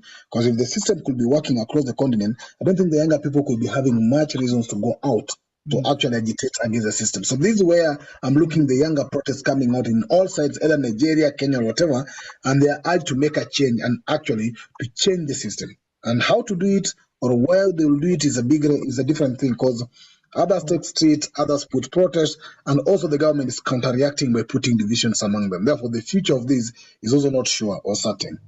Yeah, but Brother Pidgin, when you say bring out the government, isn't that what elections are for? But elections have failed. But shouldn't the youth be organized to? If you want Ruto's government to go, then you have to organize a replacement government to run the country. Ruto himself was never elected, but some people from outside elected him to be president. Elections have failed Africa totally. I'll tell you that. Maybe only 10% of elections in Africa work. Hold on, but how are you going to bring down the government that controls the repressive state? That's the question we are in. That's why some of them are in the streets. They will just kill and maim and molest and mishandle. And we've seen the videos of the violence on our youth, on our young people. And that kind of violence is unacceptable. So we can't compete with the state when it comes to violence. So I'm thinking that Gandhi's Satyagraha, which is non-violent protests, I think is the way forward. I don't know what people are not violent. The people are not violent. The state is violent. That's what I'm saying. The state is violent. The state is very violent. So we can't bring down the government the way I think I heard you say, bring down the. How are you going to bring the government when the state is very violent? But how do you tell us to go to an election that is controlled by the West? That the voices of the people is not the people who vote that count, it's the people count that count, not the people who vote. And the people count it on behalf of somebody else. Because if you check purely, over 90% of election in Africa are just a PR exercise of people lining up to exercise what they call democratic right, which is not even democratic in any right. Okay. Here's Nigeria. We are still on the discussion. So this is Nigeria, and this is their demands to President Tinubu. And one of the first demand was that it ends police brutality. That was their demand. Immediate disbandment of the Special Anti-Robbery Squad and holding accountable those responsible for police violence. Okay. Now, that has not been addressed fully. It's only been partially addressed. But question, Brother Kwame, on that point, how can an unpopular state that used the police to protect themselves disband the same squad that protect them from the people? Okay, well, good. Maybe, so justice. So justice for victims. The other demand is that there's justice for all victims of police violence, including compensation for affected families. This was the other demand by the youth in Nigeria. Now, it wasn't addressed by President Tinubu at all. It can't be addressed. Sorry? It can and it won't be addressed. Yes, and he expressed sorrow for loss of lives and destruction of property, but there were no measures for justice or compensation of victims.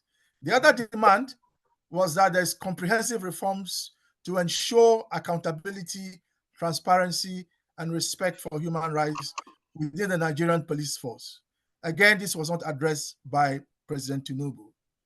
The speech emphasized responsible law enforcement, but said nothing about that.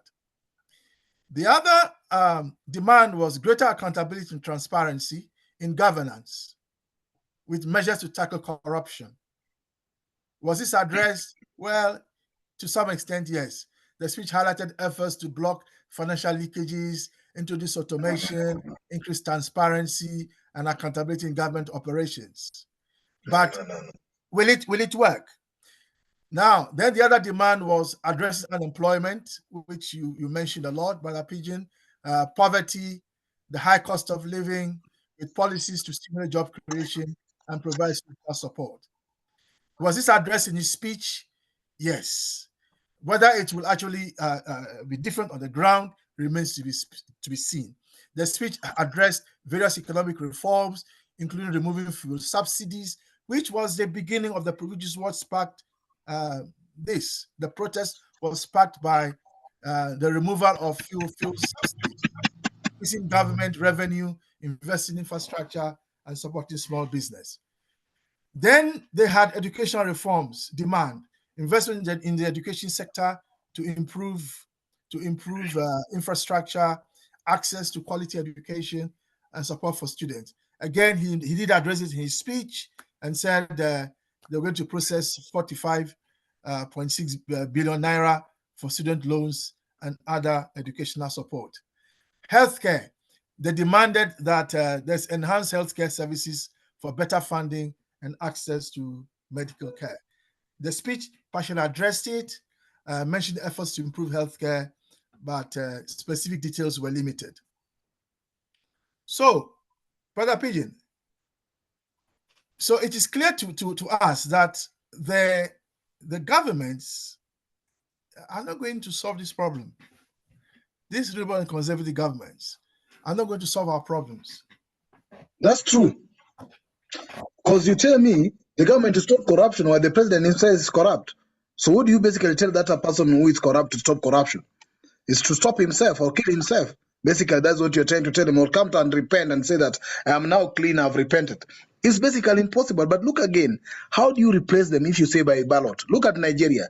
The rules that allow even the younger people to go and change the president, there is age cap. Over 40 or 35 years for you to be a president, 40 years. So majority of younger people who suffer cannot even be the presidents, cannot even be members of parliament because of the cost of economic or what you call the political party contesting fees. It's very expensive.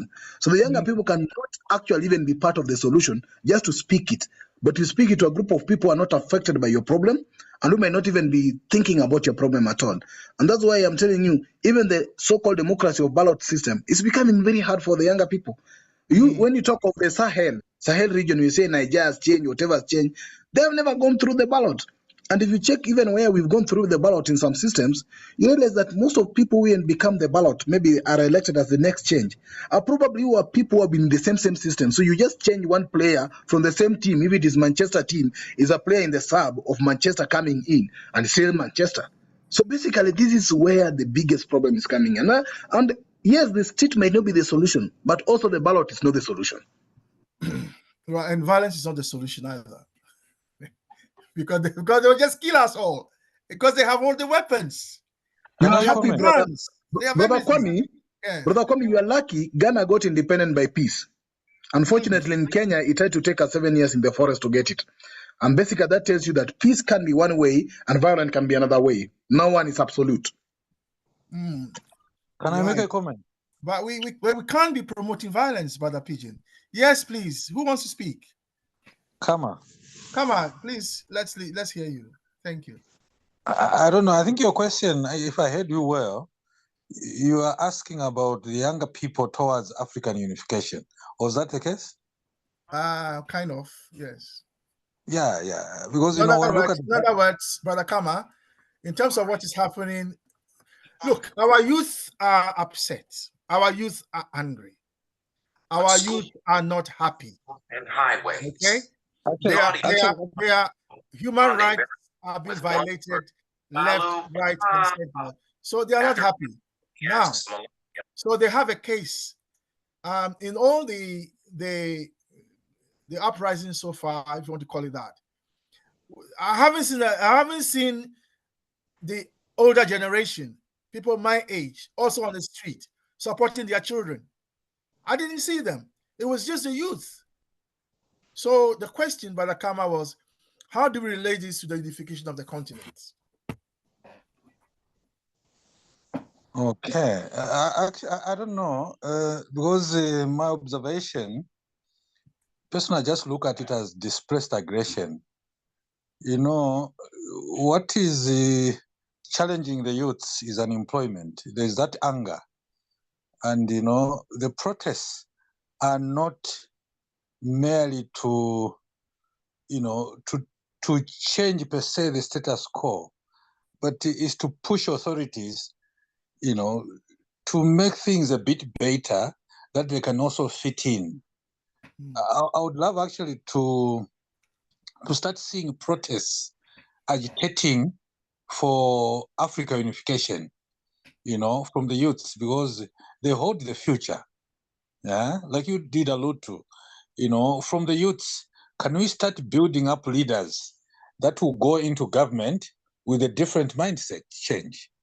Yeah, so that when they're into government, they're able to, you know, to start making decisions towards Africa unification. Yeah, but there's nothing actually. Brother You know. Kama, Yes, I think please. you hit the nail on the head, and that is a question of having a progressive leaders in office. And I think the other point you make, which I don't want others think, is that the youth today cannot rely on those in office to change anything for them. And you can hear it in what Brother Pigeon is saying. You can hear the frustration with the current system. We cannot rely on the current system to do anything for us. So we have to do it ourselves. So I think that is what you are saying. And so we need young people. If there's going to be a demonstration, why is it not for unification of the continent? I can't see the police beating anyone because they want a united Africa. Will they? Will they start beating us and killing us when we go on the streets and ask for unification of Africa? Will they do that to us? But that one, I doubt. So why don't we do they it? can do that? You So know, professional, I'm a policeman. When you look at the unification of Africa, yeah, the AU is talking about it, except they're not moving at a fast pace, you know, because it will just be like a conscientization type of demonstration to awaken people on the need that, you know, perhaps we raise our borders, Africa unites, because of examples of, you know, united regions where in Europe, you know, when they get united, they work better because they end up having the common goals than independent states where, you know, the leaders that are there have their own personal interests. Yes, yeah, but Kama, I agree with you.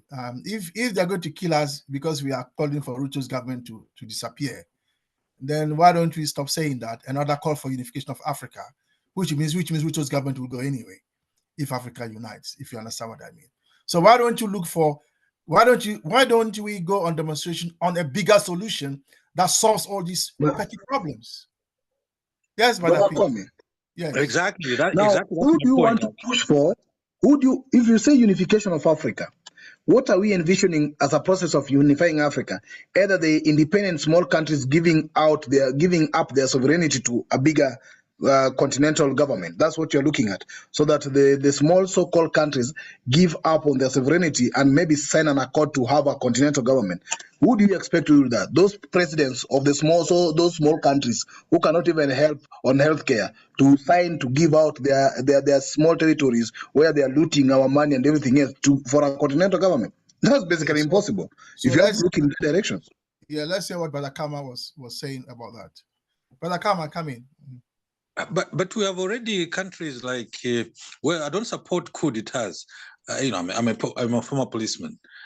I don't support coup d'etats, but we have no solution. When you look at these guys in East Africa, is it in North Africa there, that are now run by by the military? At least they are helping us towards that, because those are younger people who they saw that in the politicians that were in the office. I think there was reluctance to get to what they're doing now.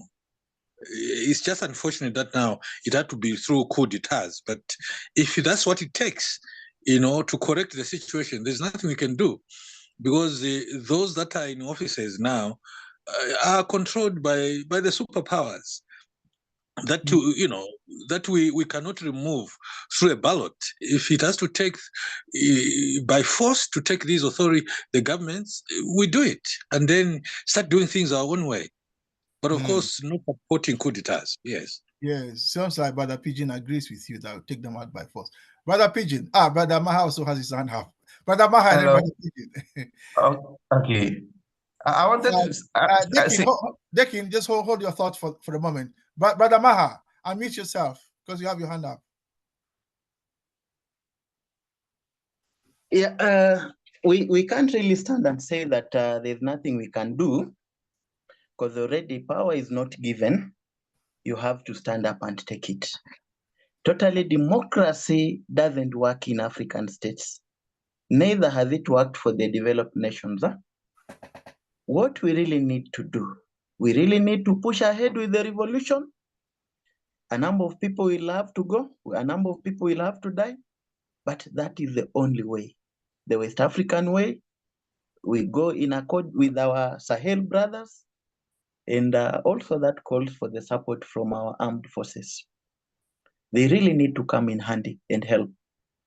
For the Kenyan way, there's no way democratically we'll get a sober person there. There's no way. The only way forward is to keep pushing until they give way for us. Otherwise, there won't be nobody will hand over power, especially over the elections. So we should not sit down and say that there's nothing we can do. No way. We have to keep pushing until one day it will give way. So, Mahama, we start talking to our friends in the militaries, yeah? They really need to stand up and support us. Sometimes people forget that the military are also workers, just like we teachers and doctors and lawyers. They are also workers, and so we don't understand why they keep supporting our oppression. Why do workers keep supporting the oppression of other workers? Anyway, but thank you, Brother Maha. We have come to 9 o'clock, so we will have to bring the meeting to a close and continue the discussion next week. But Mauli, you were going to say. Yes, I was going to say that even if any coup will take place, normally the guns are always. Let's be clear. This meeting is not calling it's for. Not for that. Okay, I understand. Let's be clear. I don't want anyone saying that we call for a coup. Exactly. On our platform. What I'm trying to say, if hold on. We are not calling for a coup. No. Basically, people have made references to the Sahelian states, and people are frustrated with our democratic regimes. But nobody here is calling for a coup anywhere. Let's all be clear.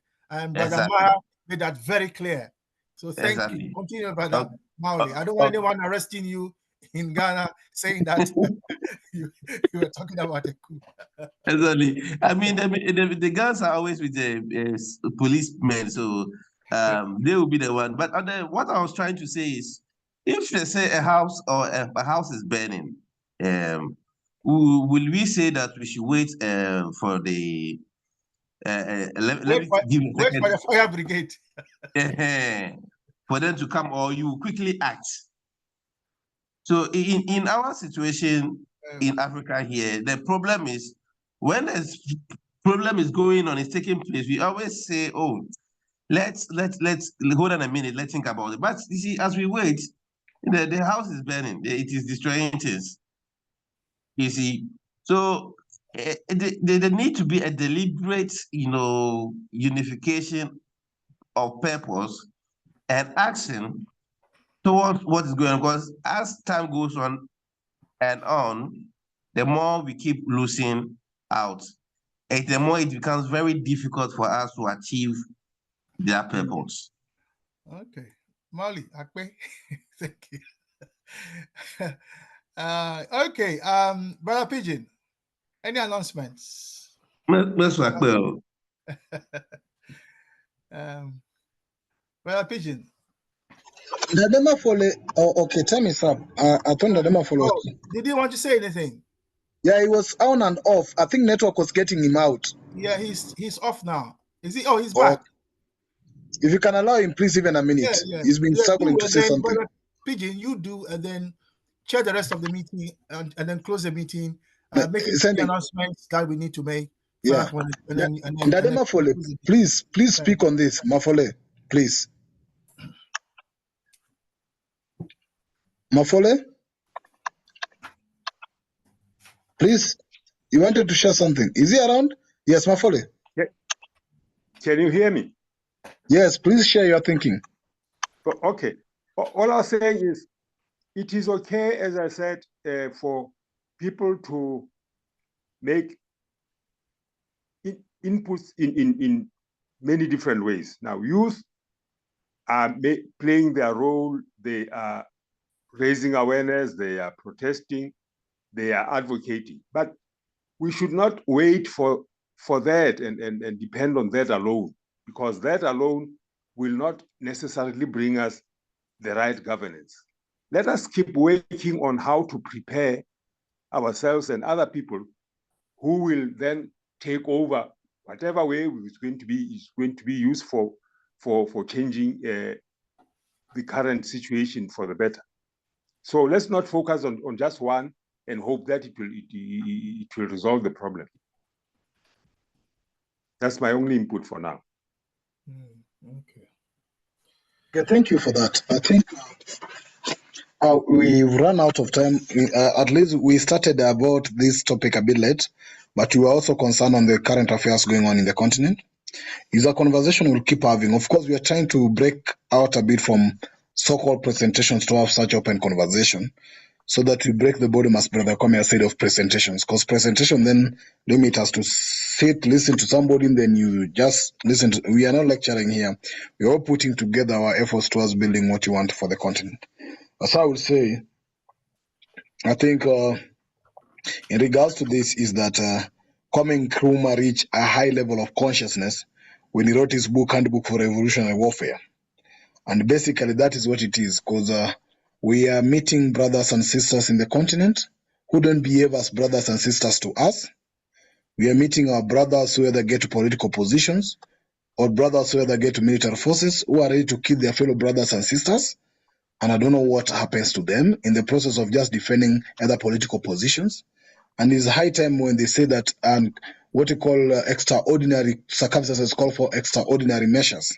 We as a continent, in line to our liberation, we've reached at extraordinary circumstances, where even your next neighbor who has the same name like yourself is not working for your benefit, whereby your same tribe mate who is the leader or a politician is passing you the big vehicle when you don't have any medical services in your hospital, where even your brother gets to a position and steal everything from that country where you believed in them, where even those who call themselves in pastors and clergies get to politics and forget about the basic rules for understanding. So we are in a continent in a situation that we must look widely and think deeply and in a conscious level to guide the continent moving forward. Because violence is all over, but we believe that there is a common unity for us. As Nkrumah reminded us, that the forces that unite us outweigh the forces that divide us.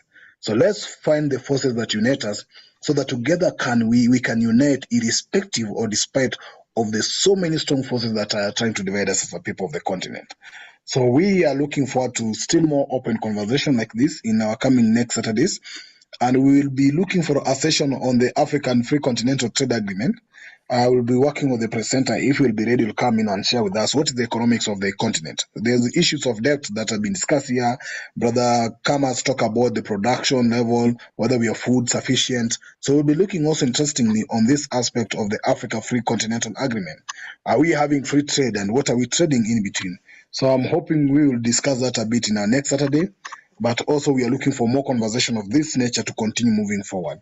On Thursday, we'll go on with our same philosophical reading and philosophical class every Thursday. I will advise most of you to please join us. At the same time, we now have freedom to exercise and actually think broadly and think deeply on the text by Kwame Nkrumah. Kwame Nkrumah is giving us more guidance, and more quotes that I'd shared with you in your invite note is actually from the book Consciousness. So without much ado, permit me to appreciate and actually acknowledge your presence and deeply appreciate you and ask you to continue working with us this journey. We are trying to do our part, as the quote I've shared by Kwame Ture, that it is the work and the job and the responsibility of the conscious to continue helping the unconscious to be conscious. And basically, we are all here trying to be conscious so that you can help all our brothers to be conscious.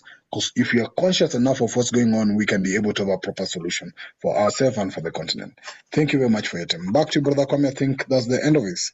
Yes, you can stop the recording now. Thank you. Fight Thank fire you with fire. all. Sister Shaz.